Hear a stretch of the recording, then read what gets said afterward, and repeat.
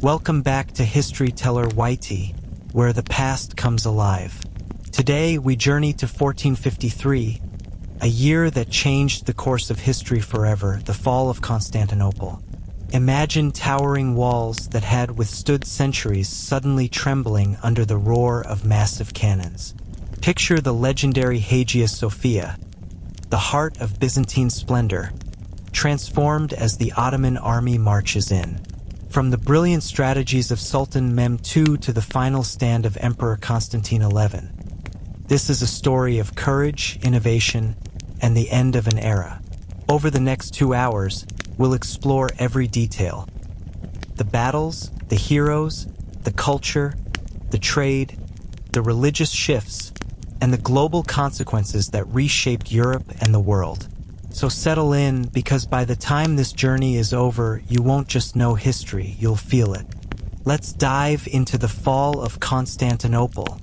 By the mid-15th century, the Byzantine Empire was a shadow of its former glory. Once an unshakable pillar of Eastern Christianity and a bastion of Roman law and culture, Byzantium had been eroding under the relentless pressure of internal strife, economic stagnation, and foreign threats for centuries. Constantinople, the capital, still held immense symbolic importance as the new Rome, yet its physical and political might had dwindled dramatically. The empire that had once ruled vast territories across the Mediterranean and Near East now barely extended beyond the capital and a few surrounding regions. The Byzantine military, once a disciplined and innovative force, was now limited to a small contingent of professional soldiers, local militias, and a few foreign mercenaries. Financially, the empire was crippled. Trade had declined, its treasury was nearly empty, and its citizens faced heavy taxation and scarcity. This precarious situation created a tense environment where diplomacy, alliances, and survival instincts often outweighed heroic military resistance. Constantinople's famed walls, which had resisted countless sieges for over a millennium, stood as both a testament to Byzantine ingenuity and a fragile symbol of a once mighty civilization teetering on the brink of extinction. During the same period, the Ottoman Empire was rising as a dominant force in southeastern Europe and the Middle East. Under the leadership of Sultan Mehmed II, also known as Mehmed the Conqueror, the Ottomans pursued an ambitious expansionist policy. Mehmed II had ascended the throne with a vision to fulfill a centuries-old Ottoman aspiration: the conquest of Constantinople.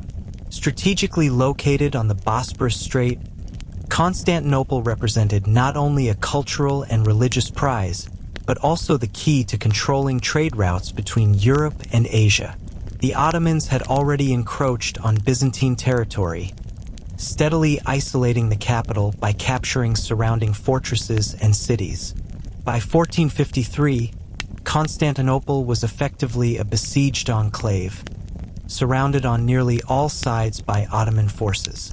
Mehmed II understood that capturing the city would require more than brute force. It would require meticulous planning, innovative siege techniques, and overwhelming numbers. The Ottoman army of the time was among the most advanced in the world, combining traditional cavalry and infantry with cutting-edge artillery, engineers, and logistics. The psychological impact of Ottoman victories in surrounding territories also weakened Byzantine morale. Citizens who once took pride in their cities' impregnable defenses now watched their empire crumble from within, preparing for a conflict that would change the course of history. Constantinople's defenders were led by Emperor Constantine XI Palaiologos, a ruler both determined and acutely aware of the dire stakes. Constantine inherited a city surrounded by enemies, facing severe manpower shortages and dwindling resources. The emperor sought aid from Western Europe, sending urgent pleas to the papacy, Italian city-states, and other Christian kingdoms for military assistance. While a small number of volunteers arrived, including Genoese soldiers led by Giovanni Giustiniani, most of Europe's support was limited or delayed due to political rivalries, religious schisms, and logistical difficulties. Within the walls, citizens and soldiers alike worked tirelessly to prepare for the anticipated siege, repairing fortifications, stockpiling food, and practicing defensive drills. Constantinople's famed Theodosian Walls, a multi-layered series of fortifications stretching over 6 kilometers, remained an imposing obstacle to any attacker, designed to withstand both siege engines and naval assaults. Yet, despite these preparations, the psychological weight of being the final bastion of Byzantium loomed heavily. The city's leaders knew that their survival depended not only on courage and strategy, but also on a measure of luck and the hope that Western allies would finally come to their aid. As the winter of 1452 to 1453 drew to a close, both sides, Ottomans and Byzantines, were preparing for a confrontation that would decide the fate of empires, religion, and the course of European and Middle Eastern history for centuries to come. Sultan Mehmed II, ascending the Ottoman throne in 1451 at the age of just 19, quickly revealed himself to be an extraordinary strategist and a visionary leader. Unlike previous sultans who had expanded territorially, but often lacked long-term plans for consolidation, Mehmed understood that the conquest of Constantinople was both a symbolic and strategic necessity.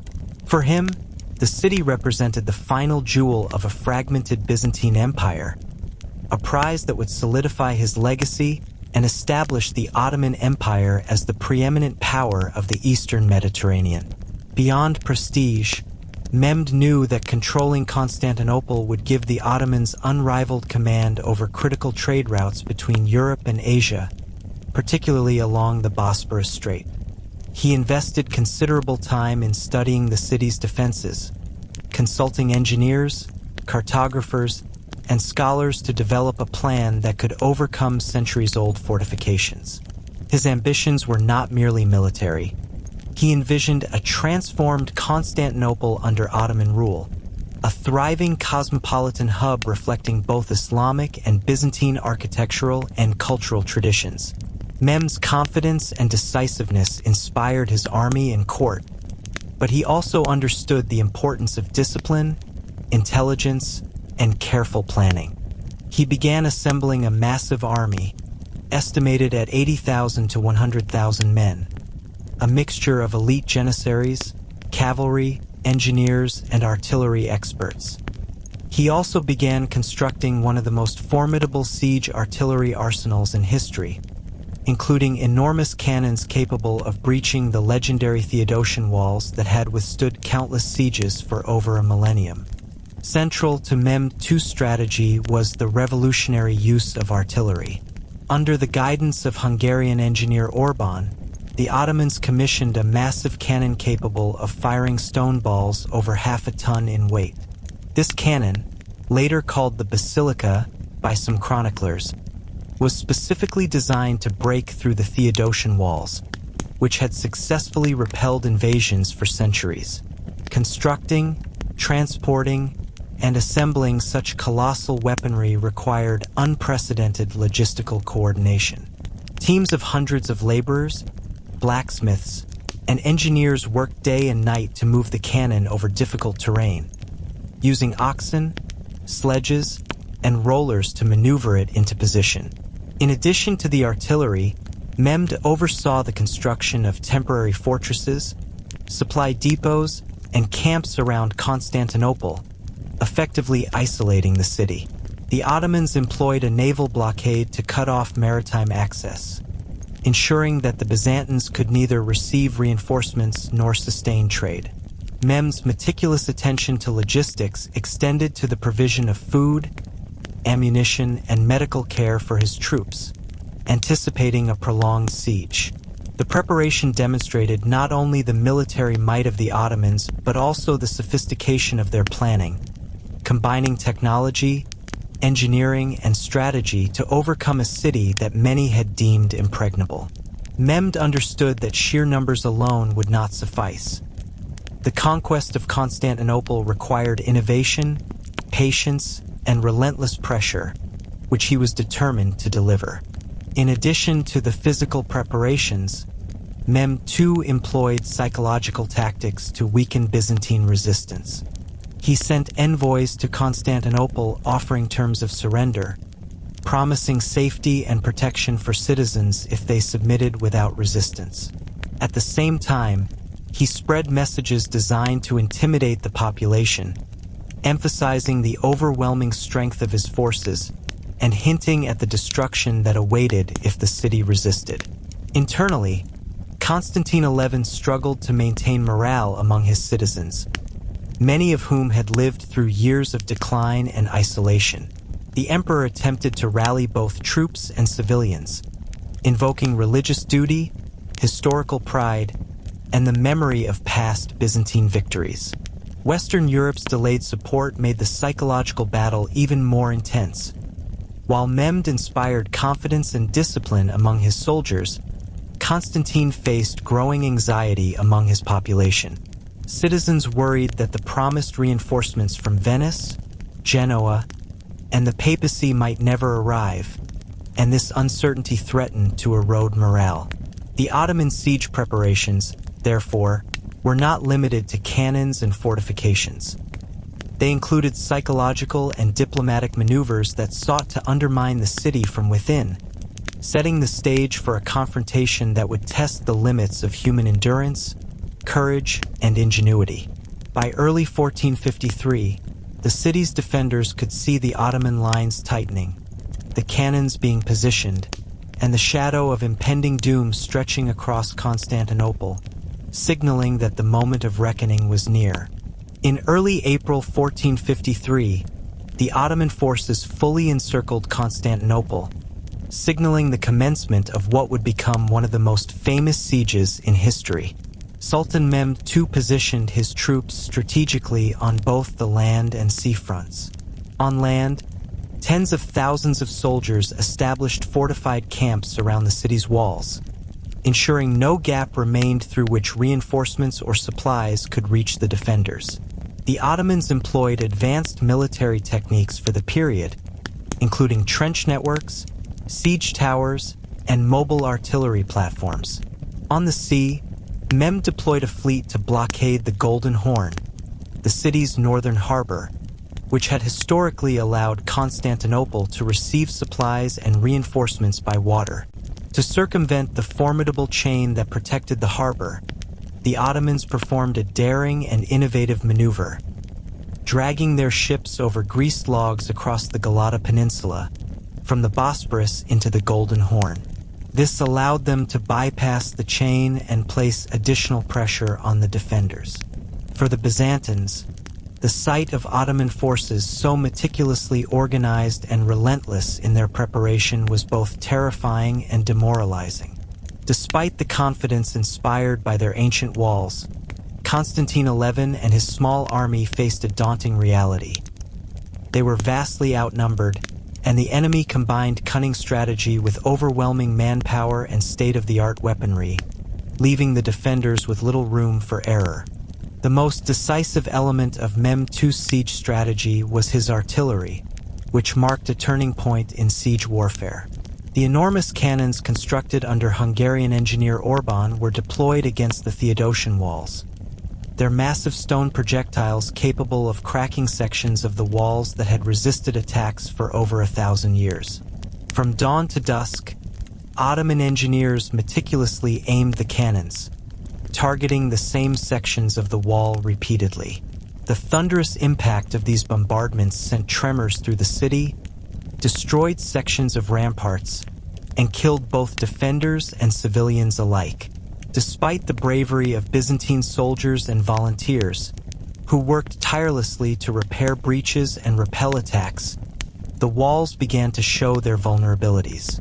Defenders poured boiling oil, hurled stones, and fired arrows to counter the artillery onslaught, but the psychological impact of the continuous bombardment wore on them.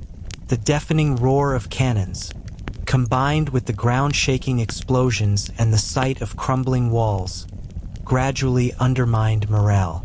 Historians have noted that the scale and intensity of Ottoman artillery during the siege represented a paradigm shift in military technology. signaling the end of the era where thick stone walls alone could guarantee the survival of a city. The Byzantine defenders, who had once considered their city impregnable, were now facing a reality that no amount of courage or ingenuity could fully counter without significant external aid. While Ottoman cannons and soldiers relentlessly pressured the city, life within Constantinople became a daily struggle for survival. Civilians, including women and children, were pressed into service to help reinforce walls, carry water, and tend to the wounded. Food and water, though carefully rationed, were running low due to the effective Ottoman blockade. The population endured constant fear, with each cannonball striking a wall or building sending shockwaves of panic throughout neighborhoods. Disease and exhaustion began to take a toll, compounding the psychological strain. Emperor Constantine XI moved among his troops and citizens, offering encouragement and attempting to maintain order, but he too understood the precariousness of their position. The defenders knew that a single breach in the walls could lead to catastrophic slaughter, and this knowledge added tension to every moment of the siege. Despite these hardships, the Byzantines demonstrated remarkable resilience. Small-scale sorties were launched to disrupt Ottoman preparations, and elite units, including the Genoese mercenaries under Giovanni Giustiniani, held key points along the walls against repeated assaults.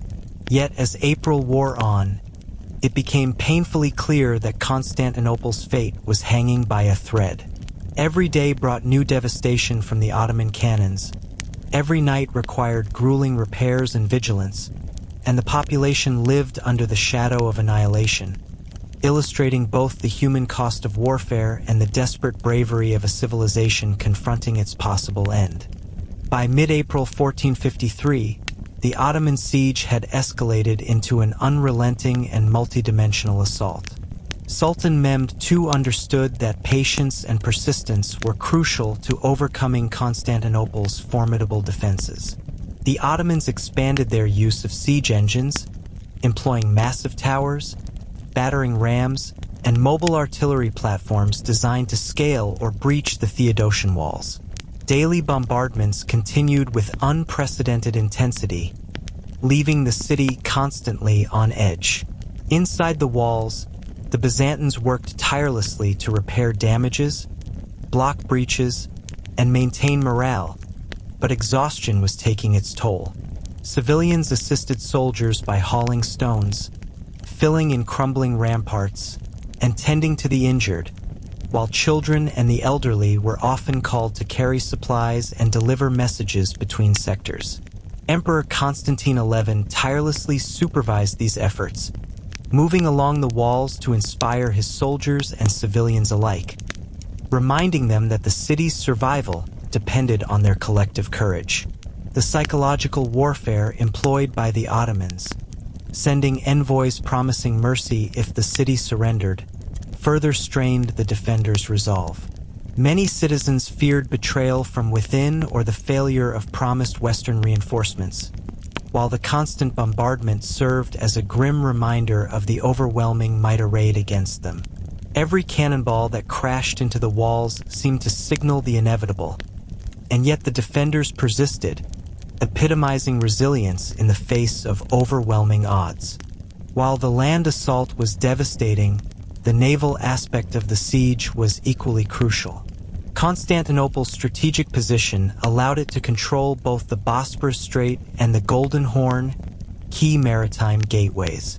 To cut off any possibility of resupply or reinforcement, Mehmed orchestrated a daring naval operation. He ordered the construction of a series of warships and support vessels that could be moved overland across the Galata Peninsula, bypassing the chain barrier that protected the Golden Horn. This required enormous physical labor, ingenuity, and coordination. Soldiers and laborers rolled the ships on greased logs over the steep terrain, an act that astonished contemporary chroniclers and unnerved the defenders. Once in the Golden Horn, Ottoman ships established control over the harbor, further tightening the blockade. Attempts by the Byzantine navy to counter the Ottomans were heroic but ultimately insufficient. They faced superior numbers, firepower, and tactical ingenuity. The strategic control of the sea allowed Mehmed to prevent any significant aid from reaching the city, effectively isolating Constantinople and forcing the defenders to rely solely on the provisions and manpower already inside the walls. This naval maneuver showcased Mehmed II's brilliance as a strategist, combining audacity, technical innovation, and careful planning to neutralize a centuries-old defensive advantage. As the siege continued into late April, the human cost inside Constantinople became increasingly apparent.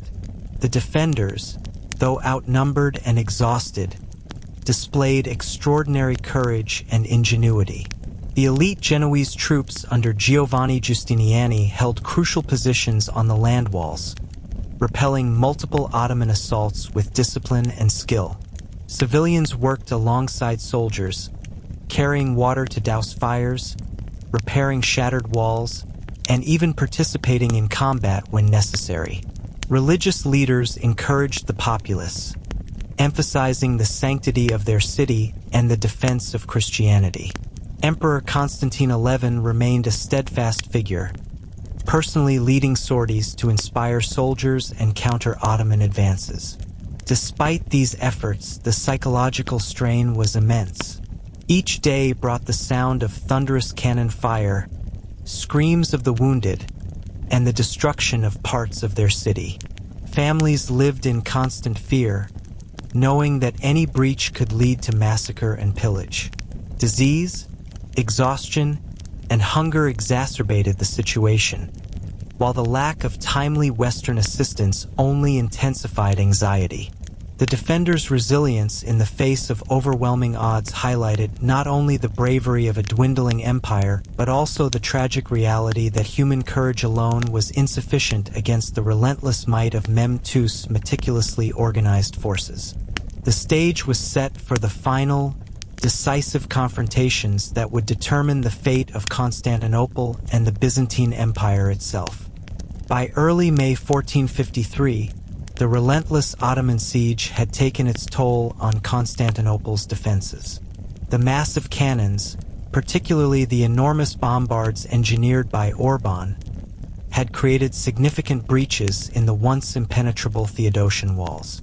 The continuous bombardment had shattered sections of the outer and inner walls, causing panic among both defenders and civilians.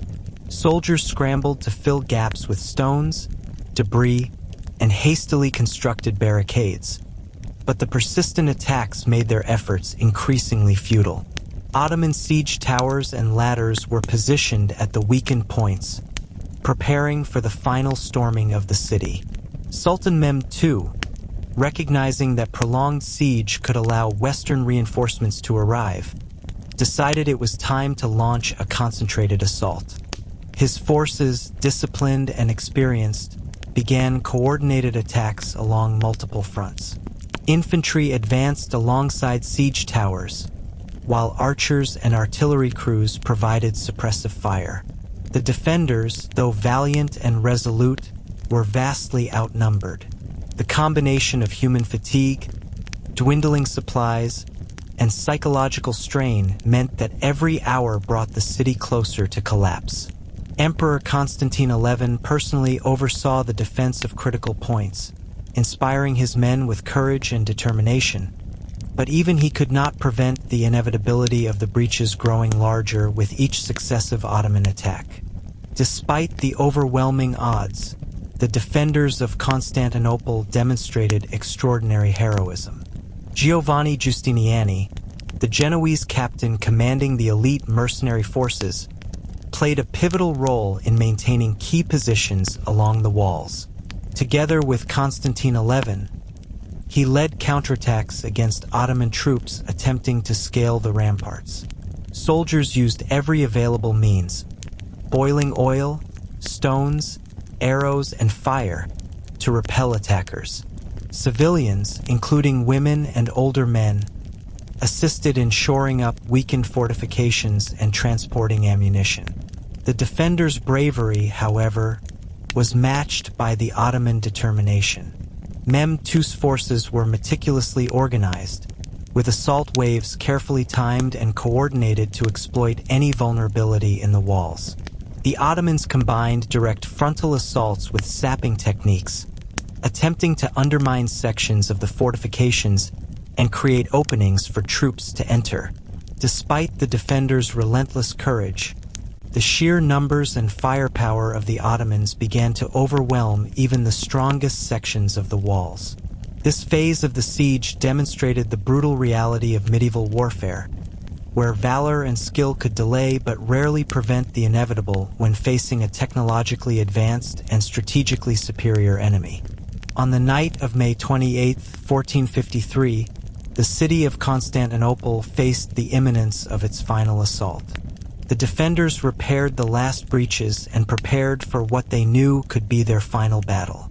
Constantine XI addressed his soldiers and citizens, offering words of courage and defiance. The emperor reminded them of their duty to protect their city and their faith, invoking the glory of Byzantium's long history and the sanctity of defending the Christian capital. Civilians huddled in fear, yet many stood ready to fight alongside soldiers. The atmosphere was tense and solemn, as the reality of the Ottoman siege had eroded any illusion of safety. Ottoman troops, conversely, made their final preparations under the watchful eyes of Mehmed II, who personally oversaw the positioning of artillery, ladders, and assault troops. Each soldier understood the historical significance of what they were about to accomplish, capturing the city that had long been considered invincible and striking a blow that would echo throughout Europe and the Middle East. The night was filled with anticipation, prayer, and strategy, as both sides awaited the first light of dawn that would signal the culmination of weeks of relentless siege and bring history to its decisive turning point. As the first light of May 29, 1453, broke over Constantinople, the city braced for what would become the final, decisive assault.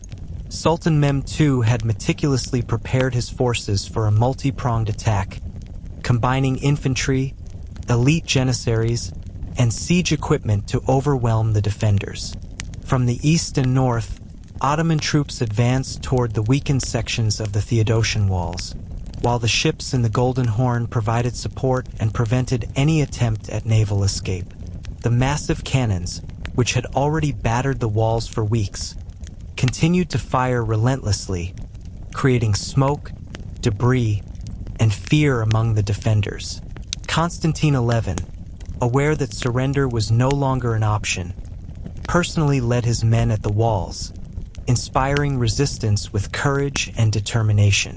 The Byzantines, including the Genoese mercenaries under Giovanni Giustiniani, fought with unmatched valor, hurling stones, pouring boiling oil, and firing arrows to repel waves of Ottoman soldiers. Civilians joined in the defense, reinforcing walls and aiding the wounded. Despite their bravery, the defenders were outnumbered, fatigued, and slowly succumbing to the psychological strain imposed by weeks of bombardment, starvation, and isolation. The final assault was a brutal combination of skill, strategy, and sheer determination on both sides, and its outcome would determine the fate of Byzantium. By mid-morning, the relentless pressure of Ottoman forces began to pay off. In several key sectors, particularly the northern and eastern walls, the Ottoman troops managed to breach the defenses. The massive bombardments had weakened the walls enough for siege towers and ladders to be effective. Once inside, the janissaries, trained in disciplined combat and adept at close-quarters fighting, quickly spread through the breached areas, engaging in fierce combat with the remaining defenders. Emperor Constantine XI is reported to have fought valiantly at the walls, rallying his men and refusing to abandon the city even as the battle turned hopeless. Chroniclers recount that the emperor disappeared during the chaos of the final assault, choosing to die defending his capital rather than surrender. Civilians who could not flee were caught in the crossfire, and the streets became scenes of desperate resistance and tragic loss. The defenders' courage could not offset the overwhelming numerical superiority and strategic advantage of Mehmed II's forces. The fall of Constantinople was both swift and devastating, a culmination of centuries of decline for the Byzantine Empire and the realization of Mehmed's vision to capture the long-sought prize of the Eastern Mediterranean. By the afternoon of May 29, 1453, Constantinople had fallen. The city, which had survived countless invasions over more than a millennium, was now under Ottoman control. Sultan Mehmed II entered the city in triumph, but with remarkable pragmatism, he sought to stabilize the capital rather than simply pillage it. Mehmed ordered the protection of churches, mosques, and public buildings, understanding the symbolic and practical importance of preserving Constantinople as the new Ottoman capital. The surviving population faced a grim reality. Many were taken as slaves, while others remained as residents under Ottoman rule, adjusting to a new administration and religion.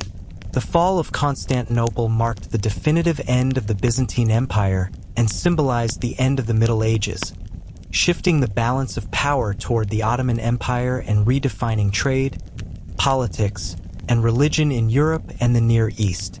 European powers were shocked by the rapid fall of a city once thought impregnable, and the conquest sparked new efforts to find alternate trade routes to Asia, ultimately contributing to the Age of Exploration.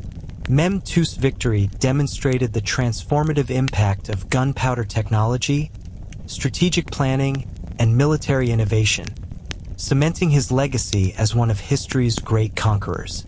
The fall of Constantinople was not just a military event. It was a profound cultural, religious, and political turning point that reshaped the course of history. Following the conquest on May 29, 1453, Sultan Mehmed II entered Constantinople with a sense of both triumph and responsibility. Unlike many conquerors of the era, Mehmed understood that the true power of the city lay not only in its walls but in its population, economy, and infrastructure. The Sultan immediately set about reorganizing the administration to consolidate Ottoman control and stabilize a city that had just witnessed catastrophic warfare. Mehmed issued orders to protect key landmarks, including churches, monasteries, and public buildings, recognizing their importance in maintaining the cultural and religious fabric of the city. He also sought to repopulate Constantinople, which had been dramatically reduced in number due to the siege, emigration, and previous conflicts. By bringing in artisans, merchants, and scholars from various parts of the Ottoman Empire, Mehmed aimed to transform the city into a thriving capital capable of projecting Ottoman power, culture, and commerce.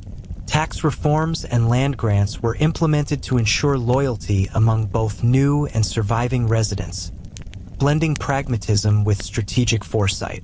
Mehmed II's early actions demonstrated that his conquest was not purely destructive. It was intended to lay the foundations of a new imperial capital, one that would endure for centuries and serve as the administrative and symbolic heart of the Ottoman Empire. One of the most significant aspects of Constantinople's transformation under Ottoman rule was the reorganization of its religious landscape. The Hagia Sophia, the heart of Orthodox Christianity for over a millennium, was converted into a mosque, symbolizing the city's new Islamic identity while retaining its architectural grandeur. Other churches were preserved or adapted for Islamic worship, reflecting Mehmed's strategy of pragmatism in governance.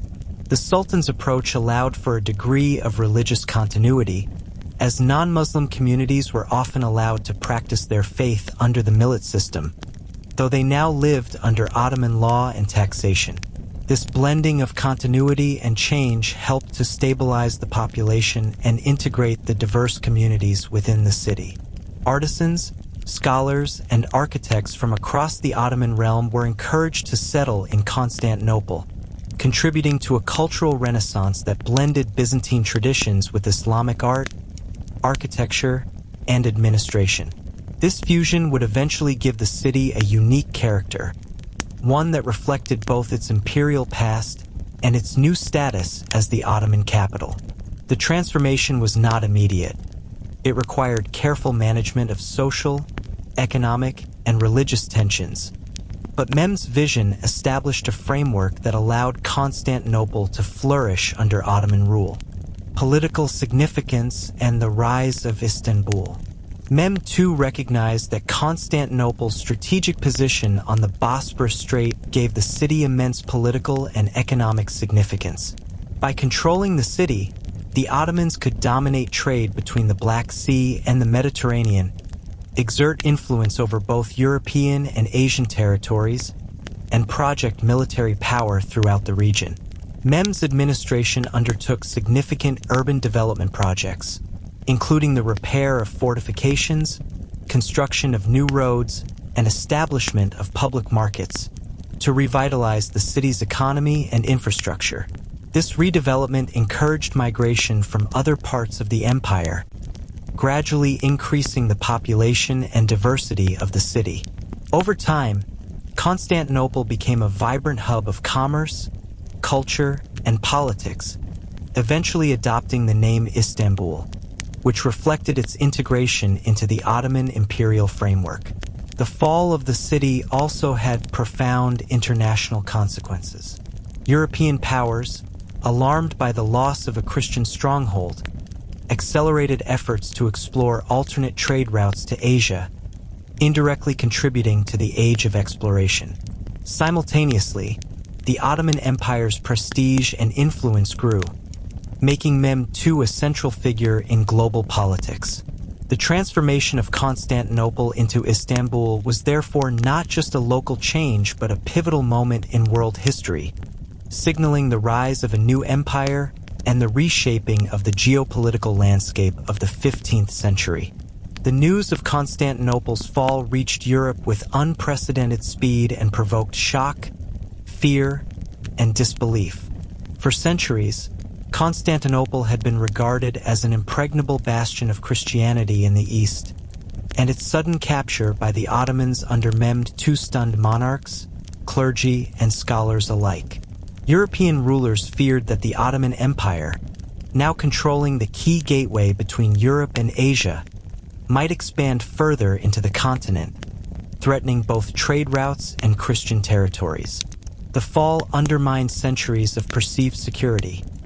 Territories that had relied on Byzantine power as a buffer against Ottoman expansion were now directly exposed to the advancing empire. The psychological impact was profound. Many European intellectuals and theologians viewed the fall as a catastrophic omen, interpreting it in apocalyptic or moralistic terms.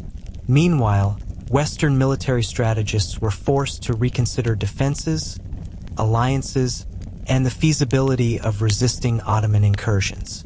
The immediate consequence was an accelerated push for military preparedness, fortification of borders, and diplomatic efforts to unify Christian powers against the rising Ottoman threat. Although internal rivalries and political fragmentation often hampered coordinated action. Beyond fear, however, there was also a profound sense of historical awe, as Europeans recognized that the fall of a city which had withstood invasions for over a millennium signaled a definitive end to an era, the Middle Ages, and the dawn of a new geopolitical reality. One of the most transformative consequences of Constantinople's fall was the mass exodus of Greek scholars, artists, and intellectuals to Western Europe.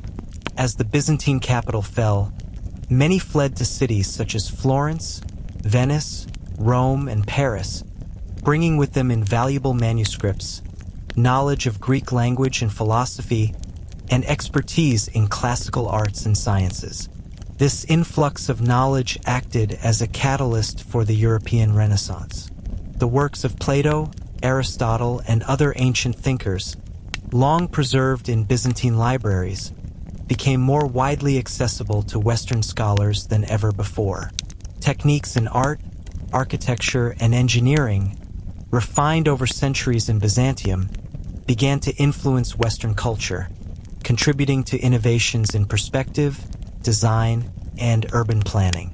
Universities and intellectual circles eagerly absorbed these scholars, creating a bridge between the classical world and the burgeoning intellectual movements in Europe.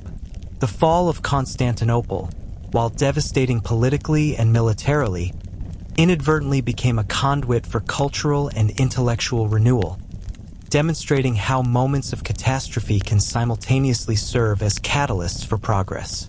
In this way, the end of the Byzantine Empire helped lay the groundwork for transformative developments in science, philosophy, and the arts across Europe, shaping the trajectory of Western civilization for generations.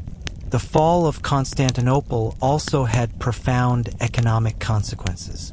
With the city under Ottoman control, European merchants faced new restrictions and taxes on the lucrative trade routes through the Eastern Mediterranean, especially those connecting Europe to Asia. The Ottoman monopoly over these channels created both anxiety and opportunity. Merchants, monarchs, and navigators were compelled to seek alternative routes to access the wealth of the East, ultimately accelerating maritime exploration and the quest for direct passages to India, China, and the spice-rich regions of Asia. Figures such as Prince Henry the Navigator in Portugal and later explorers like Christopher Columbus and Vasco da Gama were motivated, in part, by the geopolitical shifts caused by the fall of Constantinople. The need to bypass Ottoman-controlled territories led to the Age of Exploration, the expansion of European empires overseas, and the eventual establishment of global trade networks.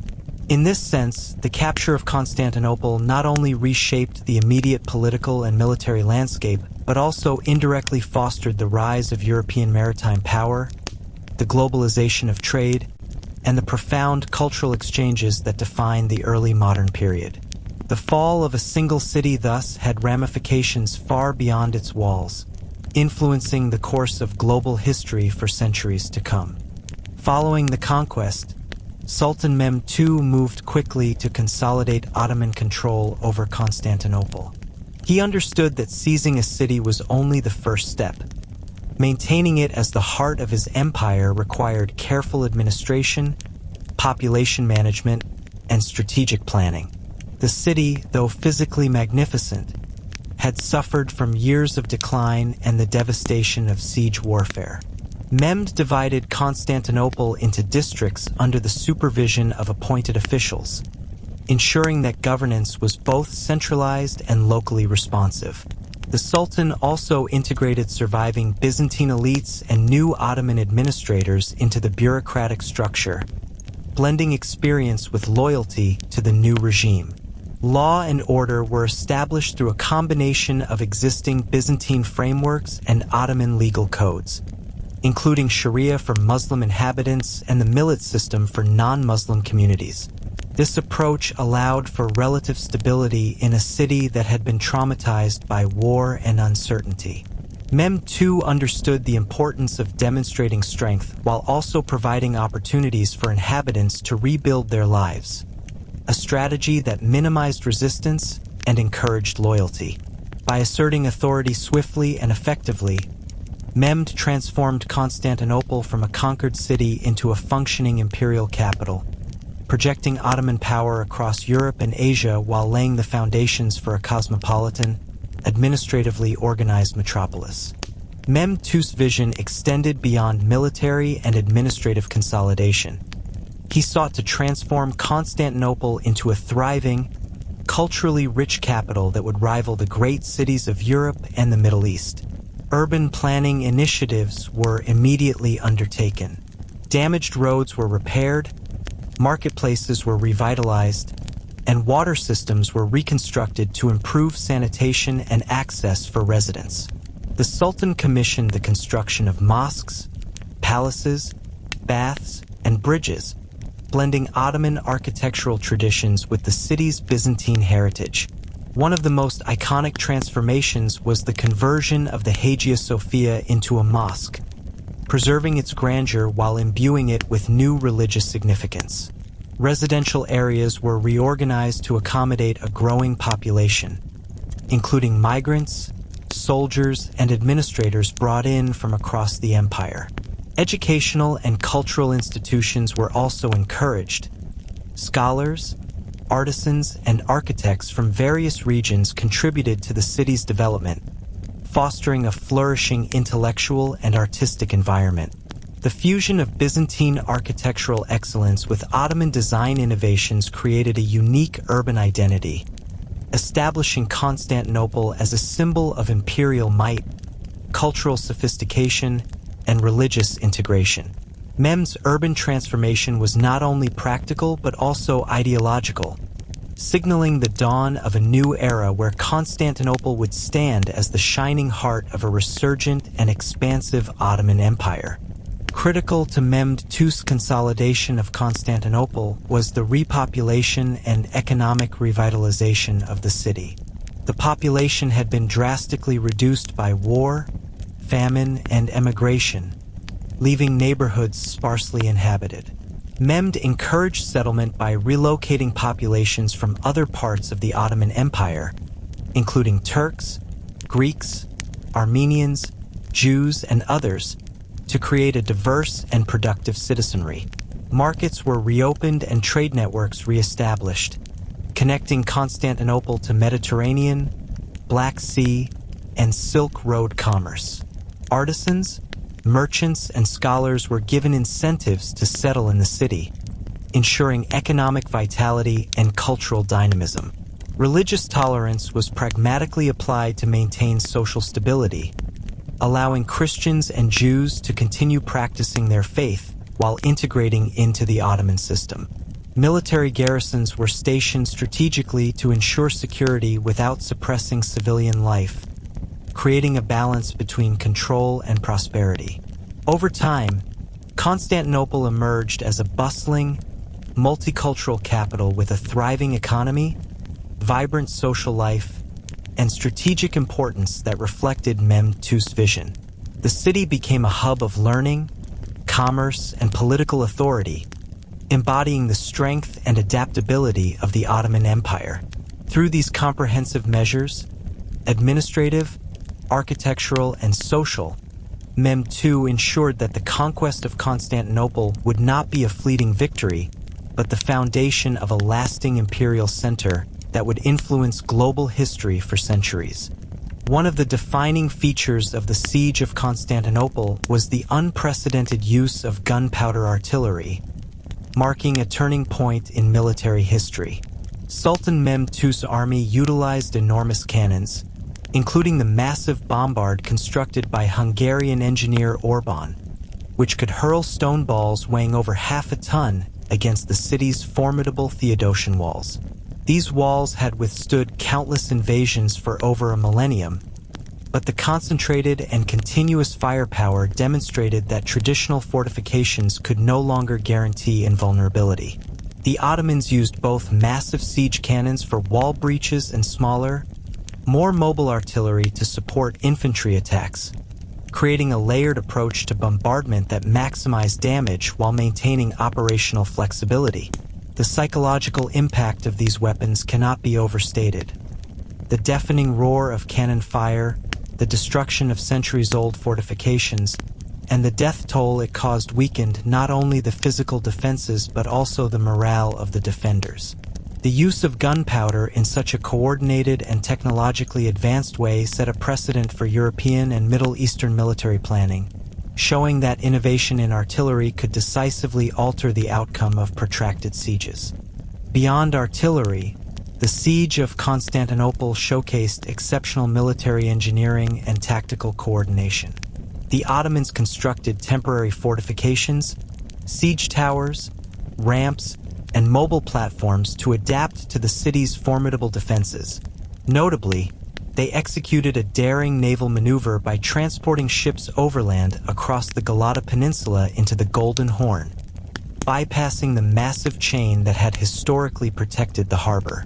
This combination of land and naval engineering reflected Mehmed II's ability to integrate multiple domains of warfare into a single cohesive strategy. Tactical coordination was another hallmark. Infantry, archers, artillery, and cavalry worked in synchrony under disciplined command structures, allowing the Ottomans to maintain relentless pressure while exploiting weak points in the walls. Supply lines were meticulously managed, ensuring that the army had sufficient food, ammunition, and reinforcements throughout the prolonged siege. The siege demonstrated how the integration of engineering, logistics, and disciplined tactics could overcome even the most formidable natural and man-made defenses, influencing military thought for generations. Future European and Asian commanders would study Mehmed II's methods, recognizing the importance of combined arms coordination and engineering innovation in siege warfare. The fall of Constantinople under Mehmed II had profound and lasting effects on global military strategy. European powers, witnessing the destructive potential of artillery and gunpowder, began re-evaluating defensive architecture, leading to the gradual transition from thick medieval walls to star forts, bastions, and angled ramparts capable of withstanding cannon fire. The siege also demonstrated the importance of mobility, engineering ingenuity, and psychological warfare as decisive factors in military success. Commanders began to appreciate that numerical superiority alone was insufficient without careful planning, technological innovation, and disciplined coordination. Additionally, the fall of Constantinople encouraged the study and dissemination of military science, fortification design, and artillery tactics across Europe, fostering a new era of strategic thought. Mehmed II's combination of cutting-edge technology, disciplined strategy, and innovative problem-solving established a model for future military leaders, illustrating that adaptability and intellectual preparation could turn the tide of even seemingly impossible campaigns. In this way, the conquest of Constantinople not only reshaped political boundaries, but also transformed the art and science of warfare, leaving a legacy that influenced military planning and technological development for centuries to come. Following the conquest of Constantinople, Sultan Mehmed II recognized the cultural significance of the city's Byzantine heritage and its potential to enhance the prestige of his empire. While he asserted Ottoman control and transformed key religious and administrative structures, he did so with an understanding that Constantinople's architectural and artistic legacy could be preserved and adapted. The Hagia Sophia, the crowning jewel of Byzantine architecture, was converted into a mosque but retained its iconic domes, mosaics, and monumental proportions, blending the city's past with its Islamic future. Other churches were protected, repurposed, or incorporated into Ottoman religious and civic life. Byzantine manuscripts, art, and architectural techniques were studied and, in many cases, directly influenced the development of Ottoman culture. Scholars, architects, and artisans from Byzantium were encouraged to settle in the city, contributing their expertise to new constructions, decorative arts, and urban planning projects. This careful integration of Byzantine heritage into the Ottoman framework created a unique cultural synthesis, allowing the city to retain its historical grandeur while evolving into a center of Islamic civilization. Mehmed II's approach demonstrated both respect for tradition and a forward-looking vision, ensuring that the legacy of Byzantium would continue to inspire art, architecture, and intellectual life under a new empire. While preserving elements of the Byzantine past, Mehmed II actively promoted the development of distinctly Ottoman artistic expression. Architectural projects flourished, with the construction of mosques, bridges, palaces, and public baths reflecting the Sultan's vision of a cosmopolitan imperial capital. Islamic decorative motifs, calligraphy, arabesques, and geometric patterns were integrated with Byzantine structural ingenuity, creating iconic examples of syncretic architecture. The Topkapi Palace, though constructed incrementally, began to emerge as a central seat of power and culture, housing both administrative offices and spaces for intellectual pursuits. Ottoman craftsmen and artists were encouraged to experiment with new techniques in tilework, metalwork, textiles, and manuscript illumination, reflecting both Islamic aesthetics and local influences. Mehmed II also supported educational institutions, libraries, and madrasas, fostering a vibrant intellectual culture. By blending Byzantine legacy with Ottoman innovation, Constantinople became a crucible for artistic synthesis, a city where the past informed the future and diverse traditions converged to create a new cultural identity that would define the Ottoman Empire for centuries. The fall of Constantinople and its transformation under Ottoman rule had far-reaching cultural implications beyond the city itself. The influx of Greek scholars into Western Europe had already begun to accelerate the Renaissance, while the Ottoman capital became a model of urban and artistic sophistication for neighboring regions. Constantinople served as a hub for trade, ideas, and culture, linking Europe, Asia, and the Middle East. Its vibrant artistic and intellectual environment attracted diplomats, travelers, and scholars who recorded and transmitted Ottoman innovations across continents. Furthermore, the synthesis of Byzantine and Ottoman elements created a new cultural vocabulary that influenced architecture, literature, and visual arts throughout the empire. The blending of religious, artistic, and administrative traditions demonstrated that cultural resilience and adaptability were essential to the survival and flourishing of a city with such a long and complex history. In this way, the fall of Constantinople was not only a turning point in military and political history, but also a moment of profound cultural transformation, establishing a legacy of artistic innovation and cross-cultural synthesis that would resonate for generations. The fall of Constantinople fundamentally altered the balance of power in the Eastern Mediterranean. With the city now firmly under Ottoman control, Sultan Mehmed II not only commanded the Bosporus Strait, but also controlled access to the Black Sea, the Aegean, and the wider Mediterranean region. This strategic position enabled the Ottomans to dominate trade routes, levy taxes on passing merchants, and project military power across both Europe and Asia Minor. European states, which had previously relied on the Byzantine Empire as a buffer against Eastern incursions, suddenly found themselves facing a formidable new neighbor. Venice, Genoa, and other maritime powers were forced to negotiate with the Ottomans to protect their trading interests, fundamentally reshaping the political and economic landscape. In addition, Ottoman control of Constantinople facilitated the rapid expansion of the empire into the Balkans, Thrace, and further into southeastern Europe.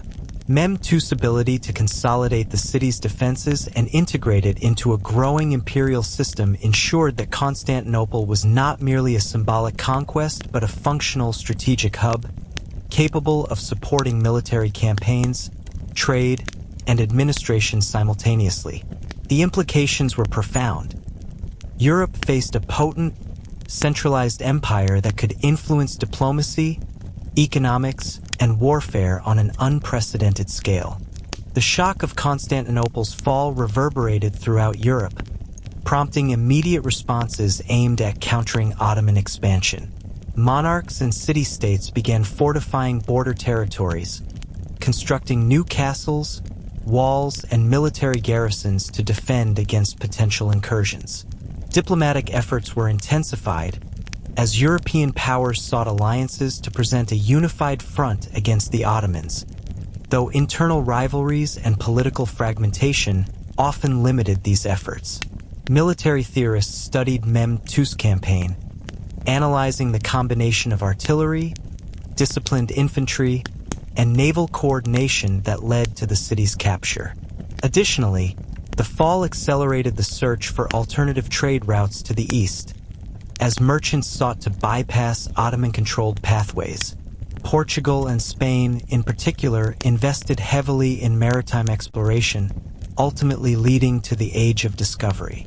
The strategic vacuum created by the Byzantine collapse forced Europe to adapt both militarily and economically, demonstrating that the loss of a single city could trigger profound continental transformations. The fall of Constantinople was thus not just a military event but a catalyst for innovation, diplomacy, and strategic reevaluation across the continent.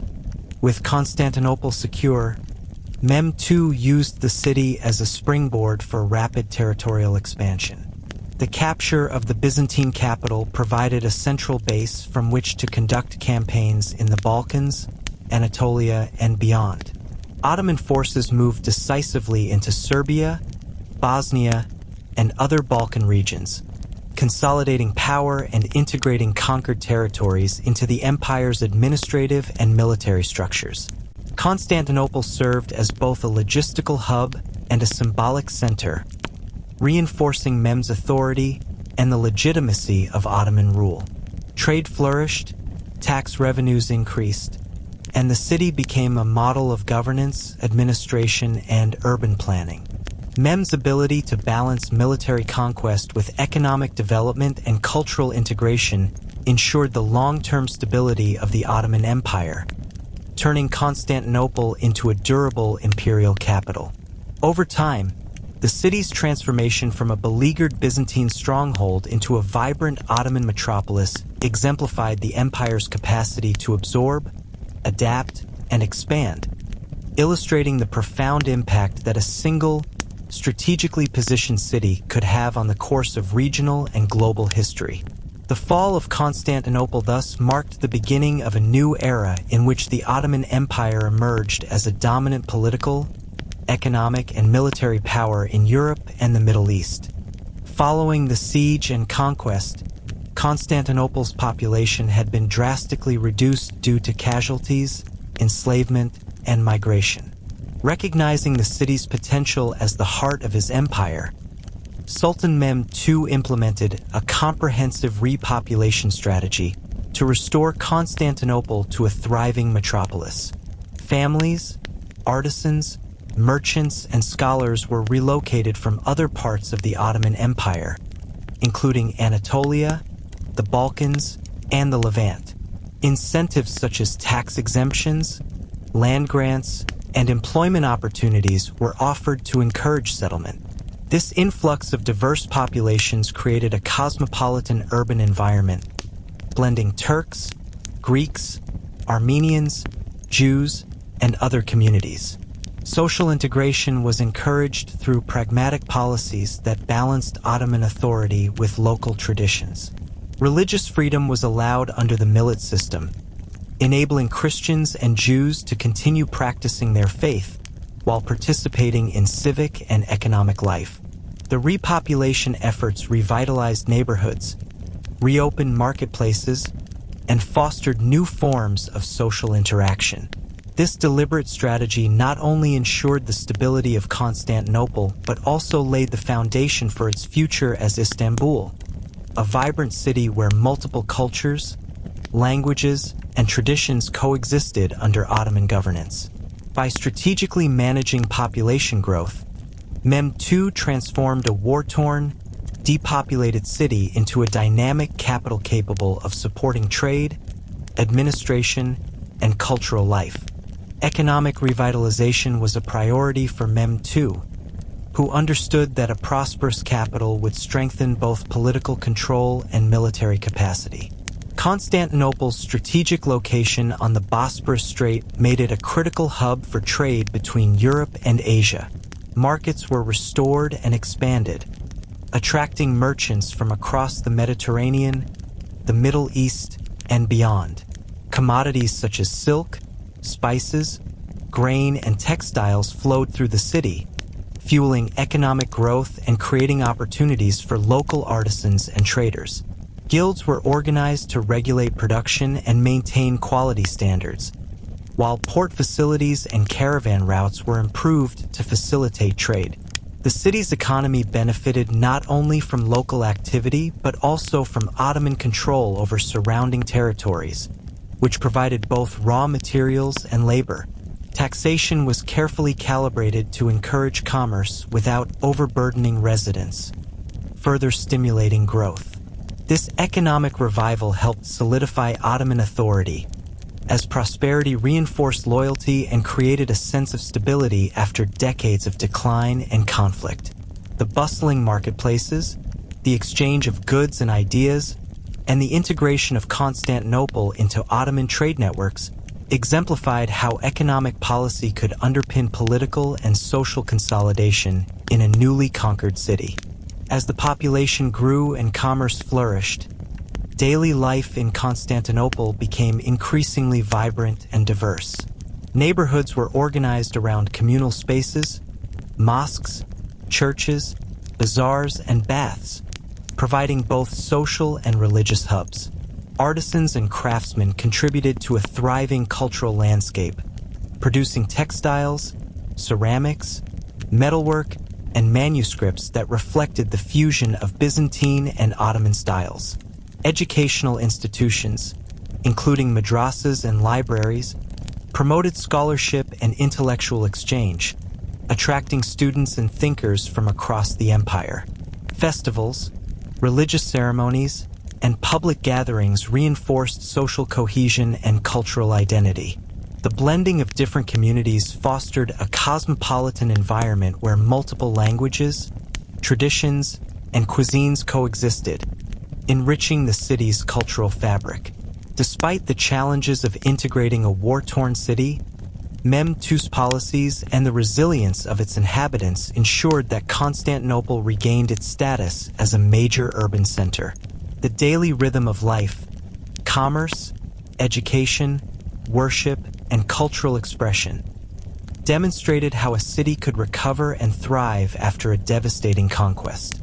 Constantinople under early Ottoman rule exemplified the adaptive capacity of urban life, where economic vitality, social organization, and cultural innovation combined to create a sustainable and dynamic metropolis. The siege of Constantinople in 1453 fundamentally changed the way military strategists and engineers approached fortifications. For over 1,000 years, the Theodosian Walls had been considered nearly impregnable, a symbol of Byzantine strength and ingenuity. However, the relentless bombardment by Mehmed II's massive cannons, especially the colossal bombard created by Orban, demonstrated that traditional medieval walls, thick, vertical, and high, were no longer sufficient to withstand sustained gunpowder artillery. European and Middle Eastern military architects took note immediately. The vulnerability of vertical walls to cannon fire led to innovations in fortification design, including the development of angled bastions, lower sloped walls, and star-shaped forts capable of deflecting artillery fire. These Tres Italienne designs would dominate European military architecture for the next 2 centuries, illustrating a direct line from the fall of Constantinople to the evolution of defensive engineering. The psychological impact of seeing a city, thought impregnable, fall to artillery also influenced military planning, instilling an awareness that firepower and technological adaptation were as important as manpower and terrain in determining the outcome of sieges. The siege effectively marked the end of the medieval fortress as the dominant defensive structure, ushering in a new era of modern fortification and military science. The successful use of large-scale gunpowder artillery during the siege of Constantinople had profound consequences for warfare beyond Europe. Mehmed II's combination of massive cannons, disciplined infantry, and coordinated naval operations became a model for armies across the Mediterranean and into Asia. European military leaders studied the campaign, recognizing the necessity of integrating gunpowder weapons into both offensive and defensive strategies. The Ottoman success demonstrated that siege warfare was evolving from hand-to-hand combat and mechanical siege engines to a technologically sophisticated process dependent on firepower, engineering, and coordination. The implications extended globally. Kingdoms in Asia and the Middle East incorporated gunpowder artillery into their military arsenals, while European states increasingly invested in cannon production and artillery training. The siege thus accelerated the arms race between powers, emphasizing technological innovation as a critical determinant of military success. Armies could no longer rely solely on numbers or fortifications. The ability to deploy, supply, and coordinate artillery became central to strategic planning. Mehmed II's triumph not only reshaped the battlefield at Constantinople, but also transformed global military thinking, setting the stage for the early modern era of warfare characterized by gunpowder dominance and combined arms strategies. The fall of Constantinople also provided European powers with critical lessons in strategic planning, logistics, and the integration of new technologies. Observers analyzed Mehmed II's meticulous preparation, noting the importance of supply lines, troop discipline, siege engineering, and the psychological management of both soldiers and civilians. European armies began to adopt similar approaches in their own campaigns, emphasizing the combination of firepower, mobility, and engineering.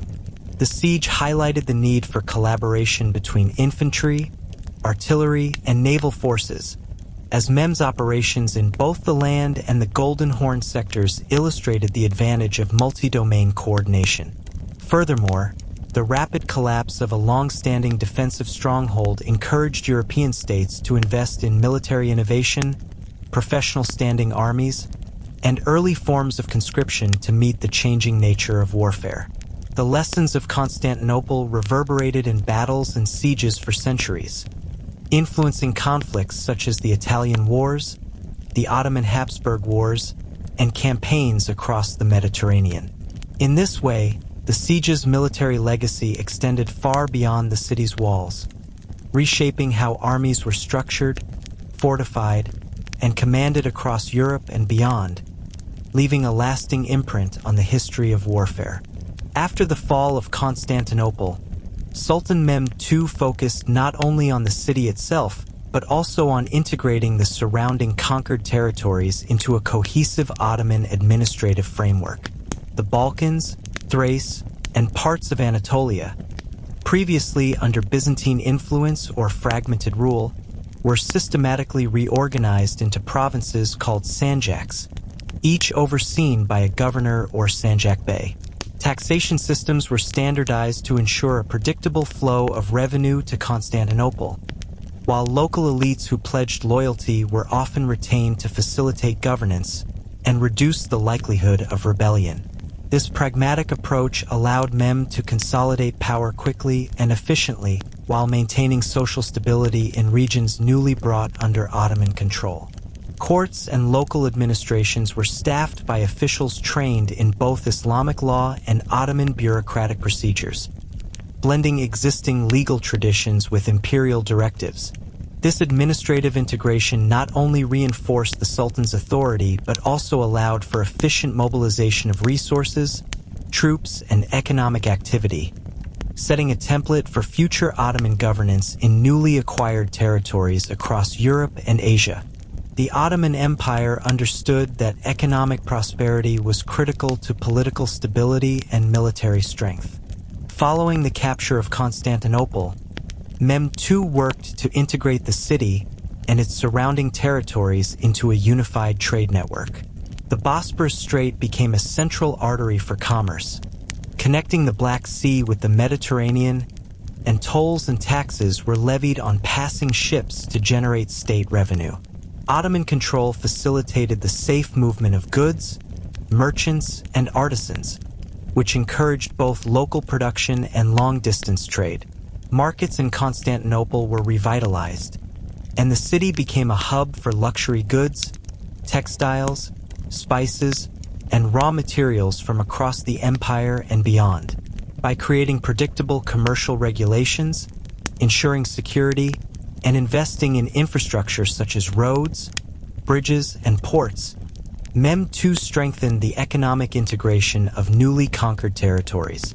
This economic consolidation not only benefited the empire financially, but also tied distant regions to the central authority of the Sultan, fostering loyalty and interdependence. The flourishing trade and economic vitality of Constantinople became a model for the integration of other provinces, illustrating the importance of commerce in empire building. Cultural integration was another pillar of Mehmed II's strategy. Recognizing the diversity of the empire, he maintained a policy of pragmatic tolerance toward different religious and ethnic communities, allowing Christians, Jews, and Muslims to coexist under Ottoman law while preserving their cultural practices. The millet system was implemented to grant religious communities autonomy over personal status, education, and worship, ensuring a sense of continuity for conquered populations. Diplomatically, Mehmed cultivated relationships with European powers, negotiating trade agreements, alliances, and peace treaties to secure the empire's borders and legitimize Ottoman authority. Ambassadors and envoys were exchanged, and intelligence networks developed to monitor political developments in neighboring states. This combination of cultural sensitivity and diplomatic acumen helped integrate the newly acquired territories smoothly, reducing the likelihood of rebellion while projecting Ottoman influence abroad. Mehmed's success in weaving administrative, economic, and cultural strategies into a unified system allowed Constantinople and its territories to flourish under Ottoman rule, laying the foundation for a durable empire that balanced military strength, economic vitality, and political legitimacy. The fall of Constantinople in 1453 precipitated a mass exodus of scholars, artists, and intellectuals from the city to Western Europe. These individuals, many of whom were deeply embedded in Byzantine education, theology, philosophy, and classical studies, carried with them invaluable manuscripts, treatises, and knowledge preserved over centuries. The collapse of Byzantine political authority meant that these scholars could no longer continue their work in Constantinople under familiar institutions, so they sought refuge in cities such as Florence, Venice, Rome, and Paris. Their arrival coincided with a growing European interest in classical antiquity, particularly in the study of Greek philosophy, literature, and science. Many of the refugees were fluent in Greek and Latin, enabling them to teach European scholars directly and translate texts that had previously been inaccessible. These scholars introduced rigorous methods of textual criticism, deep understanding of classical thought, and detailed knowledge of scientific, mathematical, and philosophical works. Their arrival catalyzed a profound intellectual shift, allowing Europe to recover and expand upon classical knowledge in ways that were both immediate and long-lasting. The exodus of Byzantine intellectuals thus represented not just a movement of people, but a critical transmission of culture and knowledge that would help define the European Renaissance. Byzantine émigrés played a key role in the emergence of Renaissance humanism in Western Europe. They brought with them not only texts but also pedagogical traditions emphasizing grammar, rhetoric, logic, and philosophy derived from classical models. Scholars such as George Gemistos Plethyn, John Argyropoulos, and Manuel Chrysoloras introduced humanist methods to Italian universities, encouraging critical study of ancient Greek texts and philosophical ideas. This influx of expertise inspired a renewed focus on human-centered learning, empirical observation, and the revival of classical literary and artistic standards.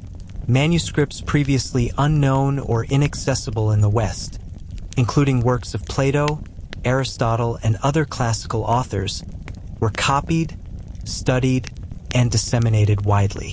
The intellectual environment of Florence, for example, was transformed as these scholars collaborated with Italian humanists, influencing thinkers such as Lorenzo de' Medici and Marsilio Ficino. The migration of Byzantine knowledge provided the foundation for scientific inquiry, literary innovation, and artistic expression that defined the Renaissance, bridging the gap between the medieval scholastic tradition and the emergent modern worldview. Without this infusion of Byzantine learning, the pace and scope of the Renaissance would likely have been diminished, illustrating the profound global significance of the fall of Constantinople beyond military or political contexts. The long-term consequences of the intellectual migration from Constantinople extended beyond philosophy and literature. Byzantine scholars introduced mathematical, astronomical, and medical knowledge that enhanced European scientific development. They preserved and transmitted Greek scientific texts, including works by Ptolemy, Galen, and Euclid, which became central references for European universities. This transmission of knowledge helped catalyze advancements in navigation, cartography, medicine, and engineering, critical for the age of exploration and the broader scientific revolution. Artists and architects were influenced as well, learning new techniques and principles of proportion, perspective, and spatial understanding from Byzantine traditions. The cross-cultural exchange accelerated by the fall of Constantinople thus created a lasting intellectual network between East and West, blending classical antiquity, Byzantine scholarship, and emerging European innovation. Ultimately, the collapse of the Byzantine political center paradoxically facilitated one of Europe's greatest cultural and scientific awakenings, demonstrating how the movement of knowledge can reshape civilizations and influence the trajectory of human history for centuries.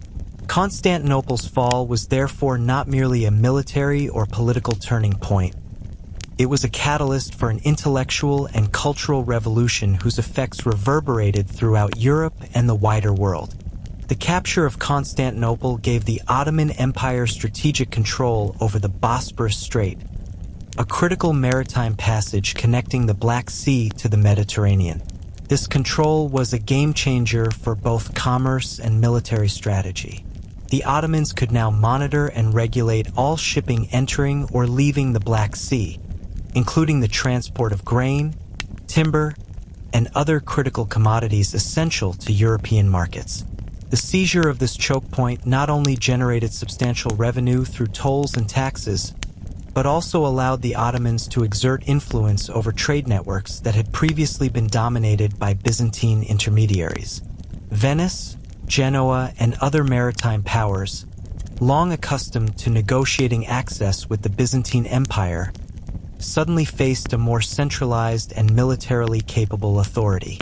The threat of Ottoman naval power in the Bosporus and the Dardanelles prompted European powers to reconsider their maritime strategies, invest in fleet modernization, and explore alternative trade routes to bypass Ottoman-controlled waters.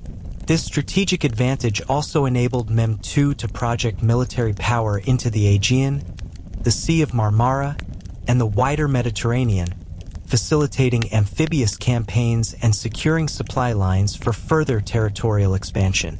Control of these waterways marked a turning point in naval geopolitics, reshaping the balance of power between the Ottoman Empire and the maritime states of Europe. The fall of Constantinople sparked urgent naval responses across Europe, particularly from maritime republics like Venice and Genoa. These states recognized that their trade networks, heavily reliant on Mediterranean access and the Black Sea grain trade, were now vulnerable to Ottoman oversight and taxation. To protect their commercial interests, European powers began investing in stronger fleets, developing new ship designs such as galleons, and enhancing naval artillery to match the growing firepower of Ottoman forces. Strategic alliances and coastal fortifications were established in the eastern Mediterranean to counter the Ottoman threat, while diplomatic efforts sought to secure favorable trading agreements with the new rulers of Constantinople. European states also accelerated exploratory efforts, seeking alternative routes to Asia that would bypass Ottoman-controlled waters. Portugal's voyages around Africa and Spain's sponsorship of transatlantic expeditions were motivated in part by the desire to circumvent Ottoman maritime dominance and maintain access to valuable spices, silk, and other commodities. These responses illustrate how the conquest of Constantinople did not only reshape land-based empires, but also profoundly influenced naval strategy, commercial policy, and global exploration. Mehmed II capitalized on the city's strategic position to build a formidable Ottoman navy capable of projecting power across the eastern Mediterranean and the Aegean Sea.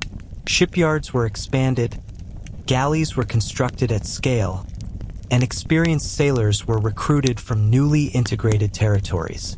This naval strength enabled the Ottomans to enforce their control over the Bosporus, suppress piracy, and support military campaigns on coastal territories, such as the conquest of the Morea and islands in the Aegean. Ottoman naval officers and engineers developed innovative maritime strategies, including the use of artillery on ships and coordinated amphibious operations, reflecting a sophisticated understanding of naval warfare. Over time, this maritime dominance allowed the empire to challenge Venetian and Genoese influence in the eastern Mediterranean, secure critical supply lines, and protect Constantinople as the political and economic heart of the empire. The combination of land-based fortifications and naval power ensured that Constantinople was both a strategic capital and a resilient maritime hub, illustrating the multifaceted approach Mehmed II employed to consolidate his empire and shape the course of Mediterranean geopolitics for decades. The fall of Constantinople thus had a lasting impact on naval warfare, trade control, and the strategic balance in the region, influencing European and Ottoman policies alike. The fall of Constantinople had profound and immediate consequences for the Christian institutions of the city. The once dominant Eastern Orthodox Church, which had served as the religious backbone of the Byzantine Empire, faced dramatic changes under Ottoman rule. While the Patriarchate of Constantinople was allowed to continue, it operated under the authority of the Ottoman Sultan, who exercised ultimate control over appointments and governance. Churches were either converted into mosques or maintained under strict regulations, with many monasteries and smaller religious institutions repurposed or dissolved. The Christian community experienced a loss of political power, yet it retained a degree of internal autonomy through the millet system, which allowed religious leaders to oversee civil matters such as marriage, education, and property within their communities. This system provided a framework for coexistence while reinforcing Ottoman dominance. Christian scholars, clergy, and artisans adapted to the new order, often negotiating privileges or participating in the city's economic life. The transformation of Christian institutions illustrates how the Ottomans combined conquest with pragmatic governance, maintaining social stability while reshaping the religious landscape to align with imperial priorities. Simultaneously, the Ottomans solidified Islamic presence as the city's dominant religion, using architecture, public rituals, and administration to assert both religious and political authority. The conversion of iconic structures, most notably the Hagia Sophia, into mosques symbolized the triumph of Islam and the continuity of imperial power under the Ottoman banner. New mosques, madrases, and religious schools were built throughout the city to serve both spiritual and educational functions, creating centers for Islamic scholarship and civic life. These institutions also played a key role in integrating the diverse populations brought into the empire, providing moral and legal guidance while reinforcing loyalty to the Sultan. Friday prayers in grand mosques became public spectacles of authority, blending ritual with political messaging. Islamic religious practices, festivals, and legal systems became embedded into daily life, gradually reshaping the cultural identity of Constantinople while allowing the Ottomans to project power effectively. This consolidation of Islam did not eradicate the Christian and Jewish presence, but created a hierarchical society in which Islam was dominant, demonstrating the Ottoman ability to manage religious plurality while affirming imperial control. One of the most remarkable aspects of Constantinople under early Ottoman rule was the pragmatic management of interfaith relations. While Islam was the state religion and Christian and Jewish communities were subordinate, the millet system provided structured autonomy, allowing these communities to practice their faiths, govern personal matters, and contribute to urban life. Christians and Jews continued to operate schools, religious institutions, and commercial enterprises, fostering economic and cultural resilience. Social harmony was maintained through a combination of legal protection, incentives for cooperation, and careful oversight by Ottoman officials. This approach encouraged loyalty and minimized unrest in a city that had experienced conquest trauma. Interfaith interactions, especially in marketplaces, neighborhoods, and civic spaces, created a complex mosaic of coexistence. Ottoman authorities often mediated disputes and ensured that taxation and legal obligations were enforced fairly, which contributed to social stability. The careful balancing of religious authority and tolerance allowed Constantinople to emerge as a multi-religious, cosmopolitan center, where Islamic, Christian, and Jewish communities shaped the city's economy, culture, and social dynamics. The Ottoman model of religious governance, tested in Constantinople, would become a defining feature of the empire, illustrating how conquest could coexist with pluralism under centralized control. The fall of Constantinople in 1453 sent shockwaves throughout Europe, profoundly affecting global trade and the geopolitical imagination of the era. With the Ottomans controlling the Bosporus and the land routes to Asia, European merchants and monarchs faced increasing obstacles in accessing the lucrative markets of the East. Spices, silk, precious metals, and other commodities were now subject to Ottoman oversight and taxation, motivating European powers to seek alternative routes to secure these essential goods. This economic and strategic challenge directly contributed to the launch of the Age of Exploration. Portugal, under Prince Henry the Navigator, intensified its maritime explorations along the African coast, seeking a sea route to India that bypassed Ottoman-controlled territories. Spain, motivated by both competition and curiosity, sponsored Christopher Columbus's voyage across the Atlantic, hoping to find a western route to Asia. These expeditions were not mere accidents of history, but deliberate responses to the geopolitical realities created by the fall of Constantinople. European states realized that maritime technology, naval expertise, and geographic knowledge were now central to economic and political power.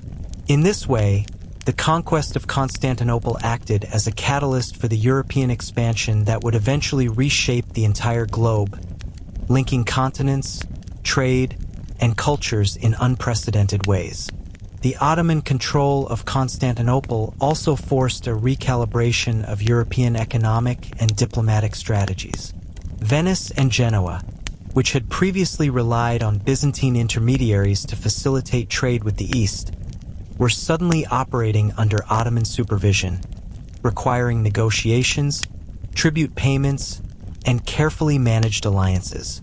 New trade networks were established to avoid Ottoman interference, fostering connections with North Africa, the Indian Ocean, and the Atlantic. European powers developed more sophisticated financial institutions, including joint stock companies, banks, and insurance systems, to support the growing risk and scale of maritime ventures.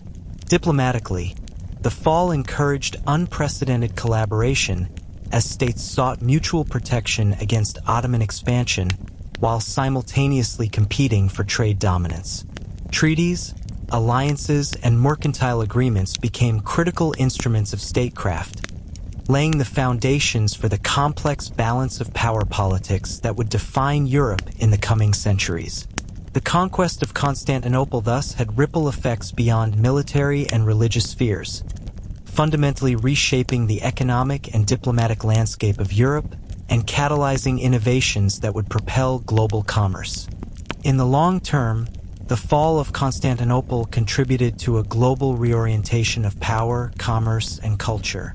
The closure of traditional land routes to Asia accelerated maritime exploration, leading to the discovery of the Americas, the circumnavigation of Africa, and the establishment of European colonial empires.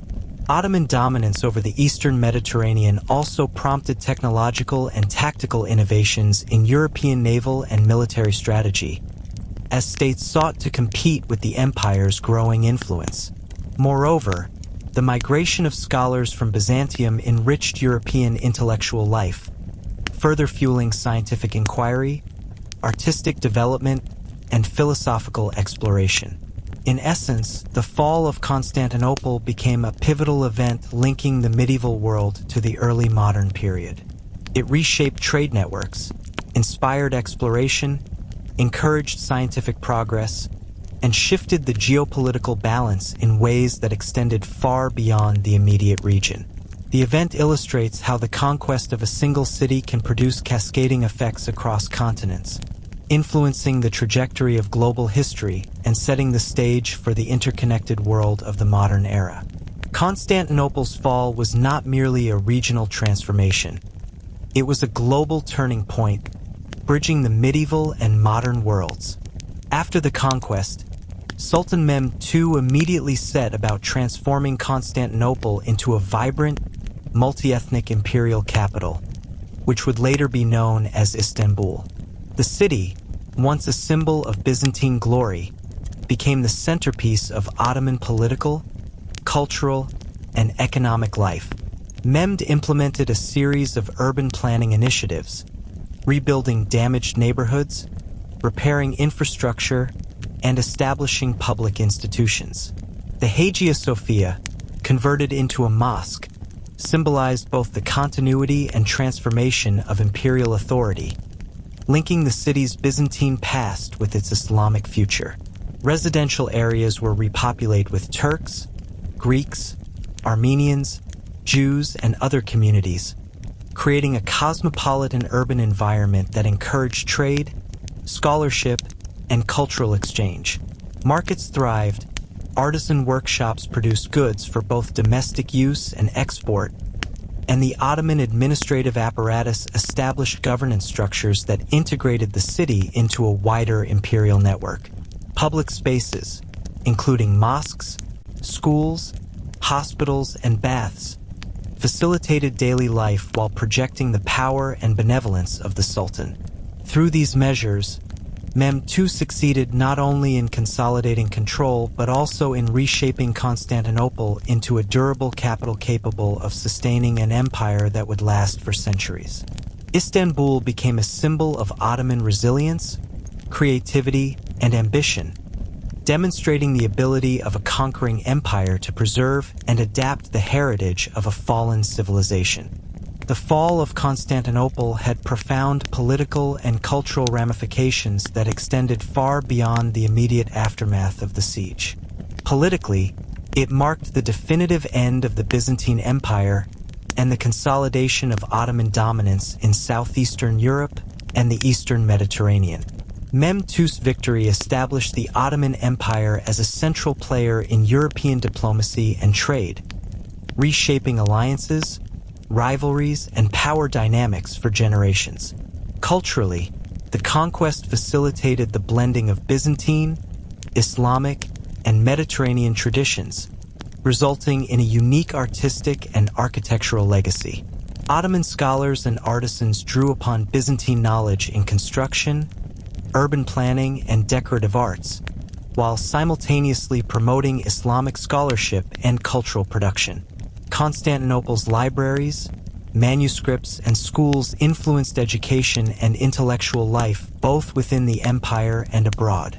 The city's transformation into Istanbul exemplified the potential for conquered capitals to evolve into vibrant centers of political authority, economic activity, and cultural synthesis, setting a model for future imperial cities worldwide.